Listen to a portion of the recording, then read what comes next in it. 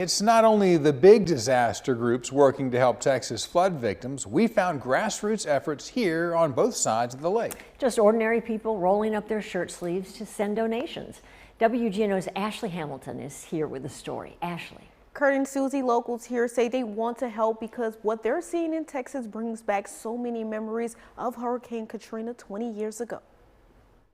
It's been over a week since the devastating flood swept through Texas. Recovery efforts continue with more than 120 deaths and dozens more still missing. If we could fill the truck to the brim, that would be the goal. Louisiana locals want those in Texas to know they're not alone, as donations to help have been rolling in. They're having to find their own family pictures. They're having to find clothes. We're trying to get them a little bit started where they're comfortable. When I see something like that going on down there, I like to take the opportunity and see if the people that are in my network will respond and want to help out. Both Kimberly Kirinsich and Greg Johnson have worked around the clock, collecting essential items and funds to assist those who were impacted. Johnson says that through social media, people began supporting immediately, even making care cards. They bring supplies, they volunteer to help, they donate money. I think that because everybody has been through this before, it hits a special place in their heart, and they just want to help out. Cleaning supply, food, and water are just a few things that have been donated.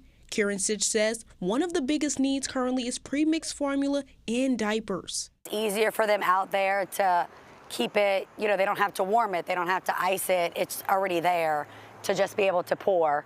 And then diapers for adults and kids. As Diane Castano unloaded supplies, she says coming to their aid was a no-brainer. Remembering how they helped during Hurricane Katrina, Castano adds she also has family in Hunt, Texas. This is personally touching me, to the core, and I feel like we all need to do a little something, and the more we can do, the more we can help out those people that helped us out in the times that we've needed.